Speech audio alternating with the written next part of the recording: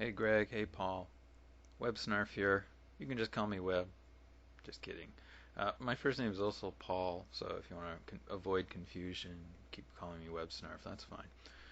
Um, to first directly address Paul Doman's uh, definitions from the dictionaries, I went ahead and updated Wiktionary directly myself just a few hours ago. And what I did is I simply removed the third definition because it's ridiculous, and removed the weak attribute to the first definition. But I left in the definition of strong atheist with that parenthesis after it because it sounds just between the three of us that we need the two definitions to be inclusive, and a dictionary has to be inclusive of all definitions which apply. Now, I would point out that strong atheism is a subset of generic atheism because so the strong atheists believe that there is no God. Right, and if you don't, and that intrinsically contains within it a lack of belief in God, right? A lack of positive belief, anyways. Okay. Um, as a side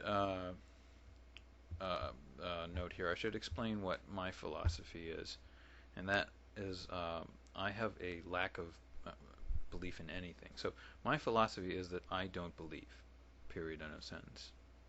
That's just me, that's my personal thing. So atheism comes out as a subset of my belief. Now, you can see how this colors things. Certainly I want to be included amongst the definition of atheists when I look out in the world and I say there's Sam Harris, there's Richard Dawkins, there's Daniel Dennett, there's President Bush, there's Pat Robertson. Who am I throwing my lot in with? And or just general people, and obviously I'm throwing my hat in with the atheists.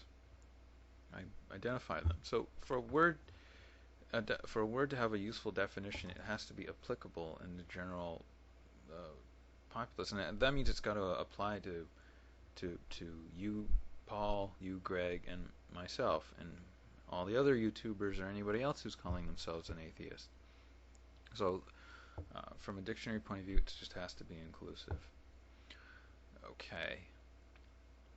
So our definition is the more inclusive of the two. So when we take Paul Doman's definition, it doesn't exclude Greg, right? Anyways, so Greg, you asked a couple questions, and I'm going to have to go through them. The first was, quote, there is a God, quote, true or false, question. Okay. You can go back to my first video in which I responded to about proving whether or not God exists or not.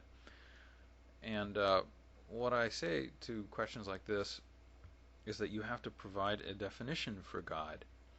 Now, if we just press some believer into giving us a definition and they give us some biblical definition, or we go read it from the Bible or Quran or something, fine, no problem, we'll tear it to shreds and then we'll say false. Great, we're all atheists, we're all happy. Fine.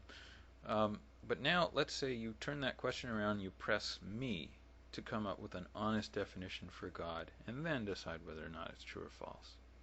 And so let's say I come up with a definition like, okay, I'm going to take as a definition of God all the precursor events for the Big Bang, and that's my definition of God. Well, now we got a problem, because I've just come up with a plausible definition that I sort of came up with, so maybe I should answer true. There is a God. Well, there is my definition.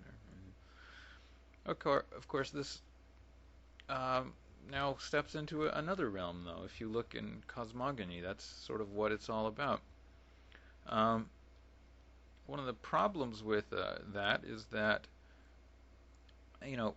causality is well defined from the Big Bang forward, but we have no clue what happened before the Big Bang. So my definition may be poor. It might not be well defined what I just said. So because of that, perhaps the most honest answer is to say I don't know, which a logical, rational thinker should put. But you see, the problem is with the way you form the question. But you can also see that this is so esoteric, right? We have to drill down that far to find a definition for what atheist is? Atheist, it's meant for what works as a general discourse. And that means it's got to include people like me, like you, and like Paul Doman. So, and then you follow up with a question: do you believe there is no God? As a well, my philosophy is that I don't believe anything.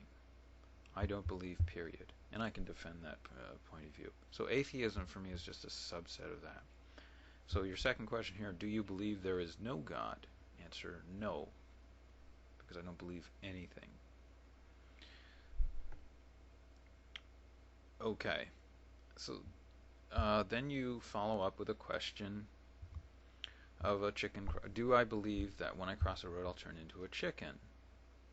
Let me add another hypothetical to that. Do I believe when I cross the road will I have a heart attack? Okay, so you can see these questions are fairly related. Both are, what they're really asking is, what do you think the probability is that these events will happen as you cross the road? They're both very small. And of course, turning into a chicken is so small it's probably zero, effectively zero. But the answer is not that I believe either one of them. I know I'm not going to become a chicken because I understand basic biology or physics or whatever. I'm a lot bigger than a chicken. How do I turn into that? So, what about crossing the road and getting a heart attack? I don't believe whether I'm one way or another whether I'm going to have a heart attack. But I might hedge and say, well, odds are against it. Will I have it? Well, and you're asking me to make a prediction about things I don't have 100% certainty. I'll bet against it. I'll hedge against it. I think no. I don't believe one way or another, though, right? So it's like, when did you stop beating your wife? This is the problem with your question, is that your question assumes context. You're using words. You've inserted words in nice, clever ways, but it doesn't help you if it doesn't mean that the question means something.